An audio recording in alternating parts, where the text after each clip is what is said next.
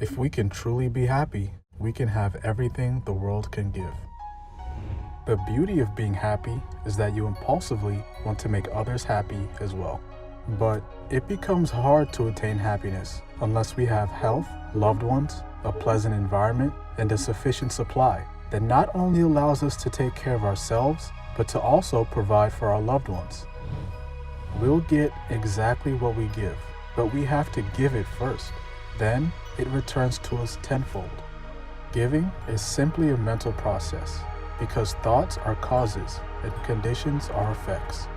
Therefore, when you give positivity in the form of courage, health, inspiration, or any kind of help, we are setting causes in motion which will bring about the effect. We learned in the last video that thought is a spiritual activity, but don't get it confused. Thought will create nothing unless it's consciously, systematically, and constructively directed. This makes the difference between idle thinking, which some justify for being lazy, and constructive thinking, which means practically unlimited achievement. A happy thought can't exist in an unhappy consciousness. Therefore, the consciousness must change, and as the consciousness changes, all conditions necessary to meet the changed consciousness must also gradually change in order to meet the requirements of the new situation. Your thoughts must be clear-cut, definite, and unchangeable. You cannot take one step forward and two steps back. If you've spent 20 or 30 years of your life building up negative conditions as the result of negative thoughts, don't expect to just see them melt away as the result of 15 or 20 minutes of correct thinking. You have to be persistent and clear in your vision and hold it until there comes a time where you can't think any other way. It's almost like you have to brainwash yourself to think in terms of how you want your life to be, even if everything around you right now says otherwise. It's not easy at first, so don't get frustrated if you find yourself drifting back into old habits of mind every so often. Just catch yourself and get back on the right track. We won't obtain what we're striving for if we continuously cling to what we have. Let's discuss our thoughts for a bit.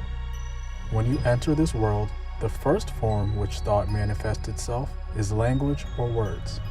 No matter what your native language is, words are the first thing we learn to use to express what we're thinking. And if you'd like, you can even think of thoughts as their own living entities. They're constantly floating around from person to person, searching for ways to manifest themselves in reality. These thoughts may lead to action, but whatever the action, it's simply the thought attempting to express itself in physical form. With this in mind, if we want desirable conditions, we can only afford to entertain desirable thoughts. The inevitable conclusion is that if we wish to express abundance in our lives, we have to think abundance. And since words are only thoughts taking form, we must be especially careful to use nothing but constructive and harmonious language, which when finally crystallized into reality, will create exactly what we wished for. When speaking or thinking, we have to remember that the subconscious cannot reason. If we subconsciously ask for something, it's only a matter of time until we receive it, good or bad. As the old saying goes, we've made our bed, now we have to lay in it. Money can't buy happiness. Wealth should never be desired as an end, but simply as a means of accomplishing an end.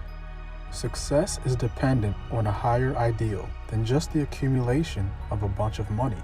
And if you aspire for success, you will have to formulate an ideal that you want to strive for. What does your ideal life look like? Where do you live? How do you look like?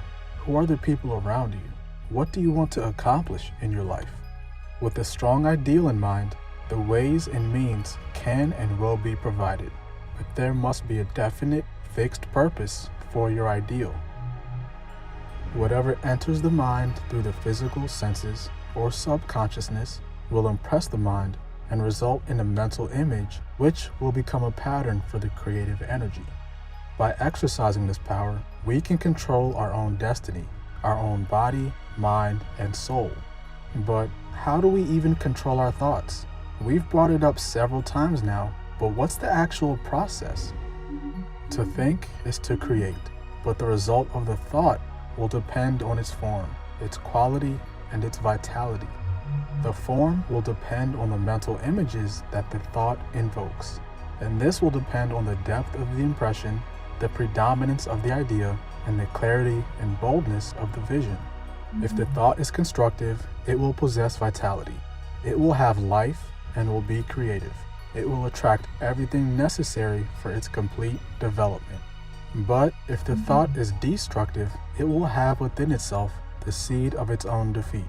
It'll die, but in the process of dying, it'll bring disease, sickness, and every other form of disharmony. None of this is quote-unquote esoteric teaching. In fact, all of this information is scientific. When we realize this, it becomes so much easier to realize our desire is an already accomplished fact. And when we can do that, we have found the truth which makes us free from every lack or limitation. We're used to looking at the universe through the lens of the 5 senses, and these experiences shape our perceptions. But true perception is only secured by spiritual insight. This insight requires energizing the mind, which is only accomplished when the mind is continuously concentrated in a given direction. Continuous concentration means an even, unbroken flow of thought and is the result of patience and persistence. Be so involved in your ideal thoughts that you're almost unconscious of anything else. This level of focus and concentration leads to intuitive perception and immediate insight into the nature of the object concentrated on. All knowledge is the result of this kind of concentration. The mind becomes a magnet, and the desire to know draws the attention, irresistibly attracts it, and makes it your own. Desire is largely subconscious. Conscious desire rarely realizes what it wants. Like discussed in part 1 of this series, concentration requires the control of the physical, which the average person has trouble with. Everyone always wants to have, but never seeks to be. They fail to understand that they can't have one without the other.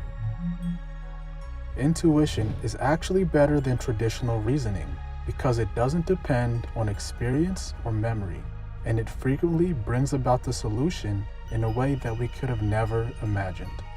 How many times have you been trying to solve a problem, but no matter how hard you try and force a solution, nothing works? Then you go on a walk or take a shower, and all of a sudden an idea comes to you. Every obstacle conquered and every victory gained will give you more faith in your power, and you will have greater ability to win since you have gained a new tool in your arsenal. Your strength is determined by your mental attitude, and if this attitude is focused on success and you hold that ideal with an unwavering purpose, you will attract from some seemingly invisible force exactly what you've silently demanded.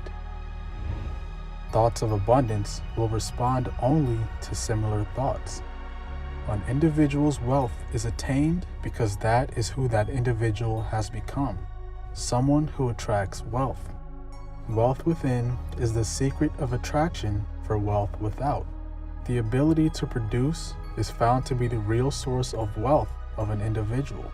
So, someone who is focused on bringing value to others is destined to reach success.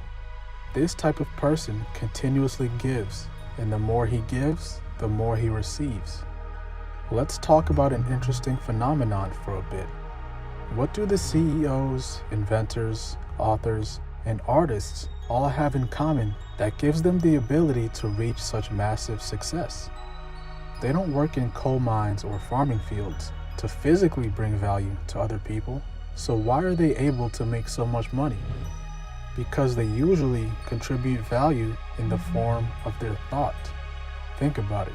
Music, software programs, and books are products of a person's ideas. Their thoughts are what's so valuable and allows them to make so much money.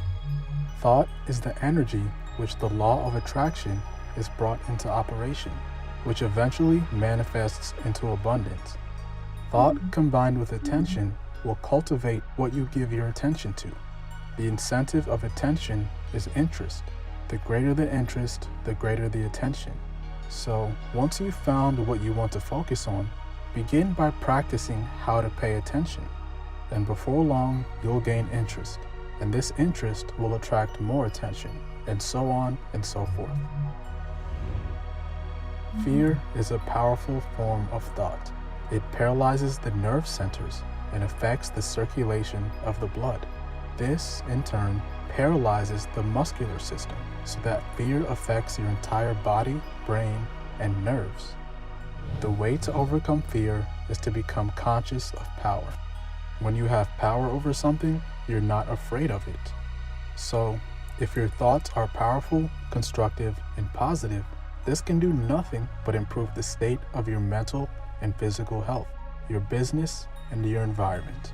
On the other hand, if your thoughts are weak, destructive, and negative, it'll manifest in your body as fear, worry, and nervousness, and in your financial situation as lack, limitation, and inharmonious conditions in your environment.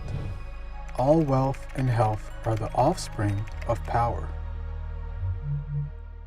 Thought predetermines action. Action predetermines condition. When thought is in harmony with the universal mind, it will result in parallel conditions. And of course, if that thought is destructive, it will produce the parallel conditions to that. You may use thought constructively or destructively, but the immutable law won't allow you to plant a thought of one kind and reap the fruit of another. Realize that you externalize in your environment what you internalize in your soul. One method of achieving success is to think big thoughts. Large ideas have a tendency to eliminate all smaller ideas. So, it's a good idea to hold large ideas that counteract and destroy all small or undesirable conditions. You also become conscious of a larger world of thought, therefore increasing your mental capacity, as well as placing yourself in a position to accomplish something of value. Our predominant thoughts and mental attitude are the magnet, and the law states that like attracts like energy, so our mental attitude will always attract conditions that correspond to their nature. Our personality is also composed of the thoughts which we create in our own mind. So, if you want to change your personality to be more harmonious, change the picture you create in your mind. Destroy the negatives and create new pictures. This is the art of visualization.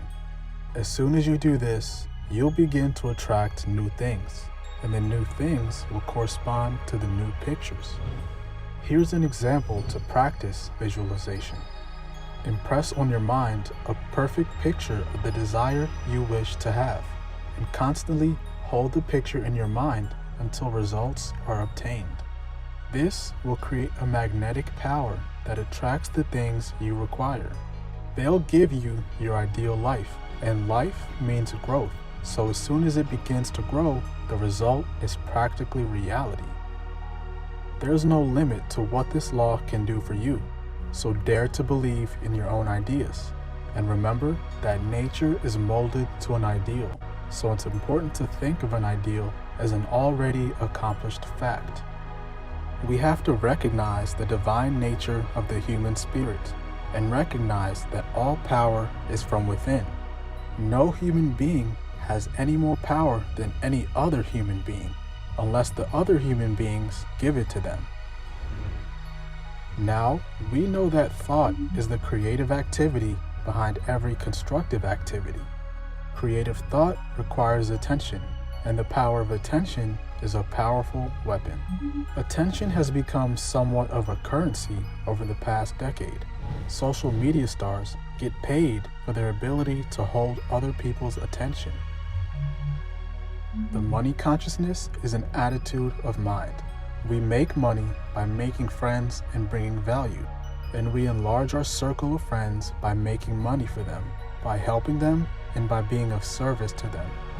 Therefore, the first law of success is service, which is built on integrity and justice. An individual who isn't fair in his intention is simply ignorant and has missed the fundamental law of all exchange. If you have the insight to perceive and utilize opportunities and recognize value, you can put yourself in a position to take advantage of them. But your greatest success will come when you're able to find and bring value to others. Elon Musk and Jeff Bezos didn't get rich because they took value from other people. On the contrary, it's because they gave value to other people that they became the wealthiest men in the wealthiest country in the world. What benefits one must benefit all. The minute the spirit leaves us, we become nothing but a body. Therefore, spirit is really all there is of us. Now, the only power that the spirit has is the power to think. Therefore, thought must be creative because spirit is creative. This power is impersonal, and your ability to think is your ability to control it and use it for the benefit of yourself and others. When the truth of this statement is realized, understood, and appreciated, you will have come into possession of the master key. But remember, only those who are wise enough to understand, broad enough to weigh the evidence, firm enough to follow their own judgment, and strong enough to make the sacrifice necessary will be successful. This week, try and realize that this is actually a wonderful world we live in, and that you are a wonderful being that has a new knowledge of the truth. You now have an understanding between the true and the false. So go out there and create your reality.